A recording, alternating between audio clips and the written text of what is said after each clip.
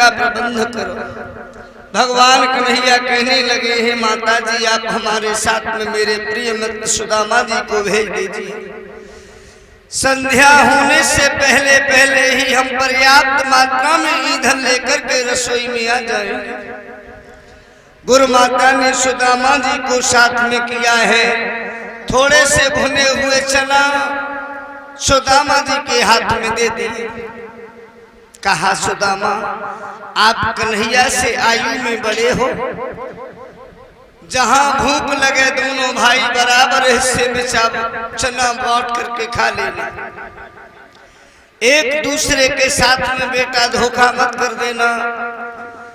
सुदामा जी जब वो चना लेकर के बाद में गए हैं, भगवान कन्हैया चाहते तो वृक्ष काट करके रसोई में पर्याप्त मात्रा में ईंधन कर सकते थे, लेकिन भगवान कन्हैया ने समाज को संदेश दिया है कि प्रकृति से उतना ही लो जितना प्रकृति तुम्हें देती है। जो टूटी हुई लकड़ियां वृक्षों के नीचे पड़ी थी, भगवान कन्हैया उन्हें बीनने लगे हैं।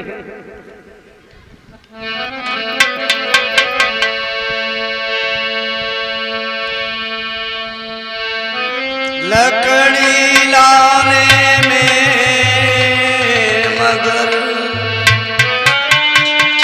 उन्हें हो गई शाम, पानी भी बरसन लगो, लौट न पाए श्याम। भगवान कन्हैया लकड़ी बीन रहे थे। देखते ही देखते वर्षा ने महान प्रलय का रूप धारण कर लिया। प्रलय का रूप धारण किया है। वो वर्षा कैसी थी?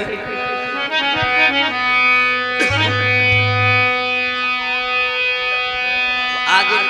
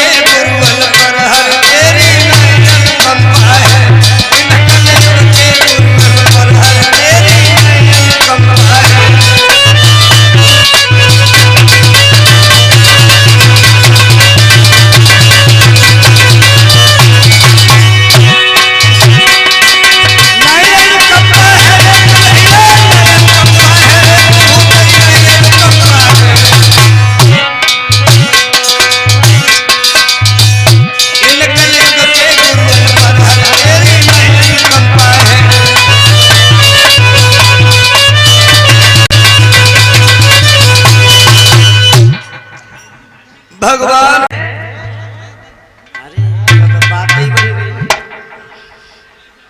के भी वर्षा को नहीं रोका है। भगवान कन्हैया वृक्ष तले बैठ करके गुरु भक्ति में सिमट रहे थे।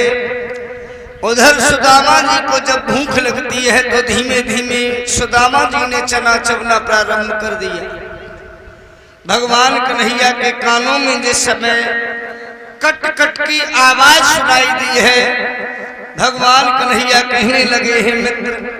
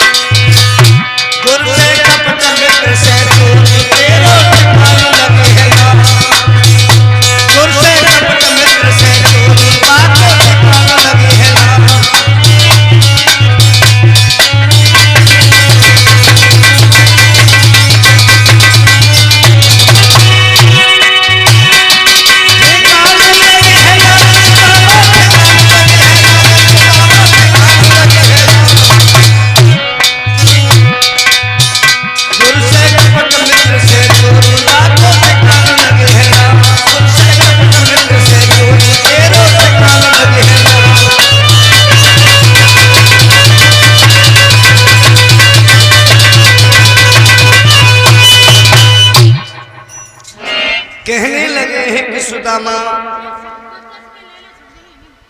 आप हमसे पेट की खातिर झूठ बोल गए हो, तो मित्र जाओ, आज के बाद में तुम्हें पेट भरने की ही फिक्र लगी रहे। कर्मों से भगवान कन्हैया द्वारकाधीश बने हैं, कर्मों से सुदामा जी लाख से लीक बन गए। जब सुदामा जी गृहस्थ धर्म में पड़ते हैं, सुदामा जी की सहधर्मिणी बन करके जब भामिनी घर में आई हैं, सुदामा जी इतनी गरीबी में डूब गए हैं कि 10-10 दिन व्यतीत हो जाते हैं, ब्राह्मण देवता के घर में खाना नहीं बनता है। सारे सारे दिन ब्राह्मण देवता भिक्षा मांगते हैं, किसी दिन खाने के लिए अन्न मिल जाता है तो साथ में सब्जी नसीब नहीं होती है। भामिनी एक दिन सुदामा जी से कहने लगी है कि प्राणनाथ, जिस दिन से हम आपके साथ में विवाह करने के बाद में इस घर में प्रवेश किया है, पता नहीं पूर्व जन्म के कौन से पाप उदय हुए हैं, एक दिन हमने सुख में व्यतीत नहीं कर पाया है। भामिनी रो करके सुदामा जी से कहने लगी है, प्राणनाथ, पता नहीं विधाता ने किस्मत में क्या लिख दिया है,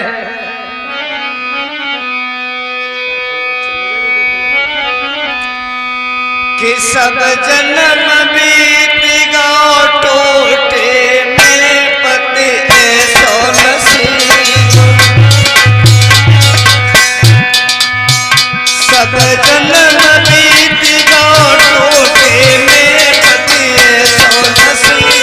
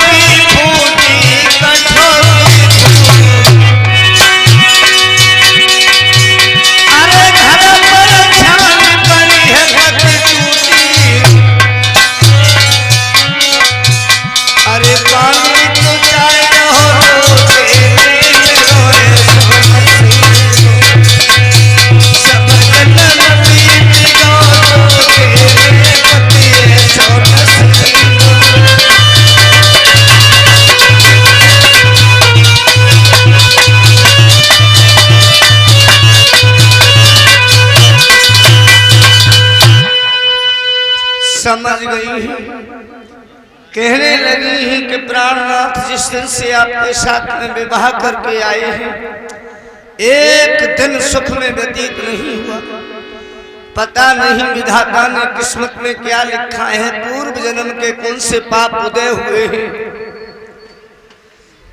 जो सुख में एक दिन भी व्यतीत नहीं हुआ। और जिस दिन से माता पिता ने डोली में बिठा करके घर से विदा किया है, उन्होंने भी एक दिन फिक्र नहीं की है कि हमारी बेटी किस हाल में है। और ये अटल सत्य है, घर में पर्याप्त मात्रा में धन होता है तो लाखों दूर के रिश्तेदार ऐसे मिल जाते हैं जो दूर दूर तक रिश्तेदार नहीं होते हैं। लेकिन जिस दिन घर में गरीबी दस्तक दे देती है, जिस दिन गरीबी घर में प्रवेश करती है, सगे संबंधी भी संबंध खोलने से मना कर देते हैं। बनी के चेहरे पर लाखों निशान होते हैं, बनी के चेहरे पर लाखों निशान होते हैं, बनी जब बिगड़ती है तो दुश्मन हजार होते हैं। भामिनी रोकर के अपने प्राणनाथ से कहती हैं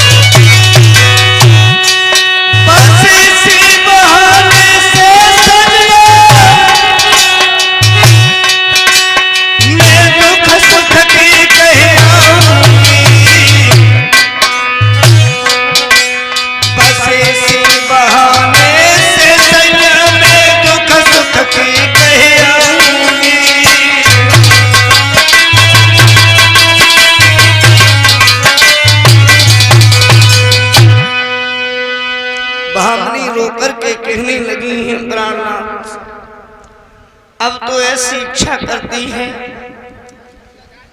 कि मैं अपने माता पिता के घर चली जाऊं, कुछ नहीं अपने दिल का दर्द मैया से कहूंगी तो मन का बोझ हल्का हो जाएगा। साथ में ही उपेंद्र सिंह जी जो रामवृक्ष सिंह जी के सुपुत्र हैं दत्तपुर निवासी, ये उपेंद्र सिंह जी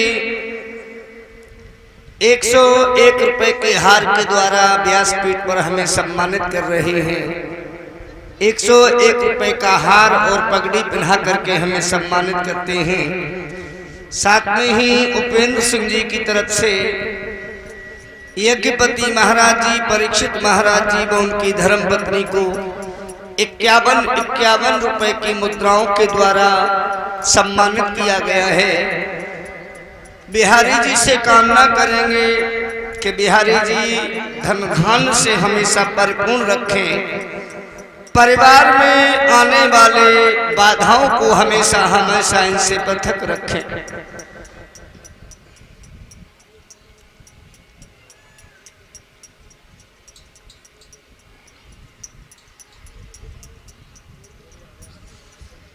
जब ब्राह्मण देवता के सामने भामिनी रोई हैं, ब्राह्मण देवता कहने लगे हैं भामिनी तुम्हारा तो कोई दोष नहीं है, केवल भामिनी तेरा ये दोष है कि तू हमारी सहधर्मिणी बनकर के आई है।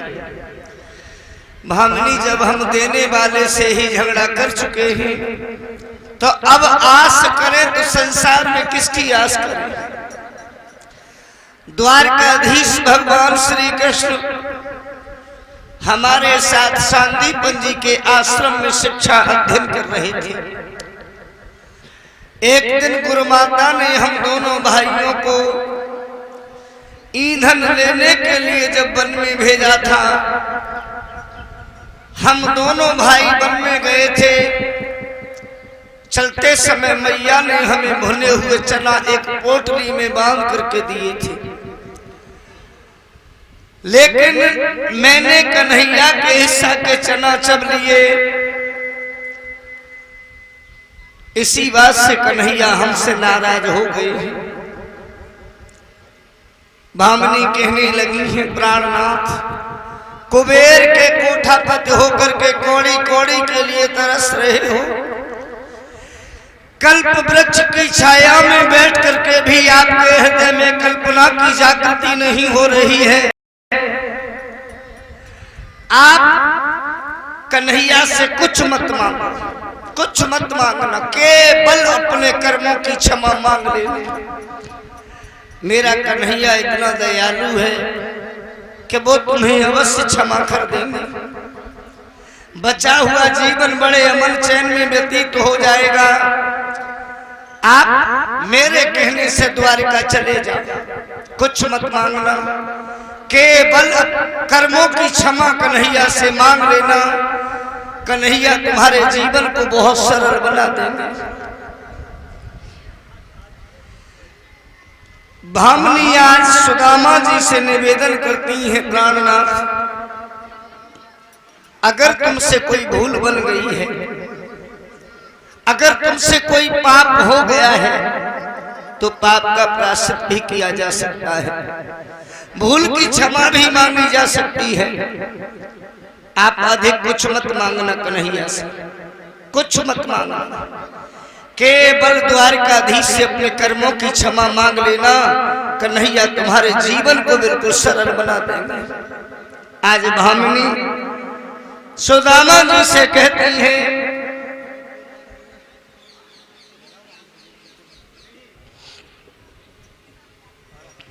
आप हमारे कहने से केवल द्वारका चले जाओ प्राणनाथ, द्वारका चले जाओ।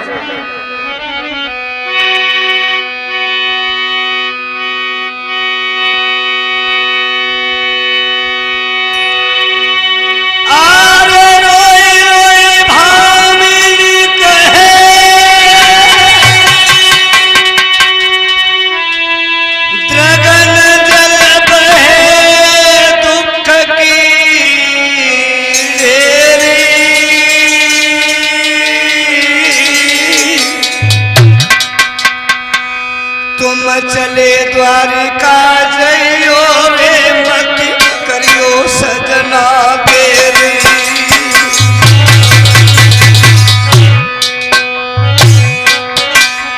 तुम चले द्वारिका जइयो रे मत करियो सजना तेरी।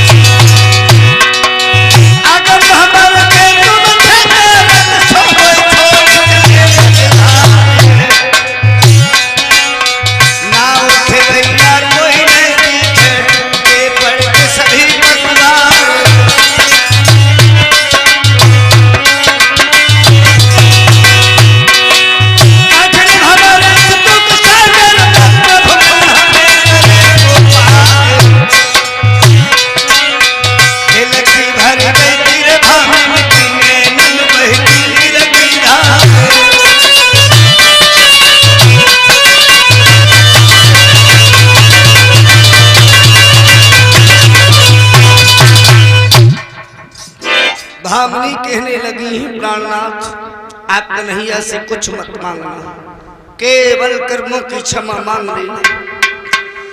सुदामा जी कहने लगे हैं भामनी हम द्वारका तो चले जाए, लेकिन मित्र के घर और गुरु के घर जब जाते हैं तो भेंट में देने के लिए कुछ न कुछ होना चाहिए।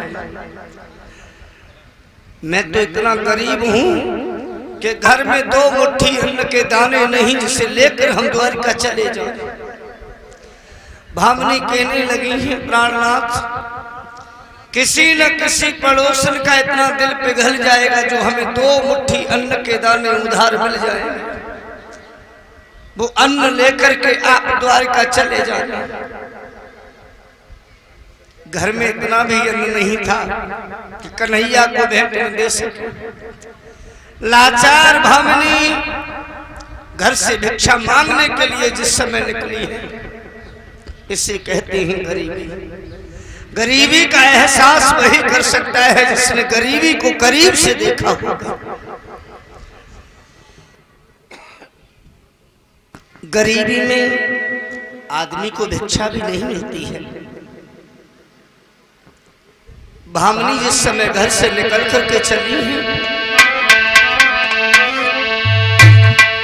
के पति इच्छा पर लाचार भई मांगन को दुखिया चल दीनी।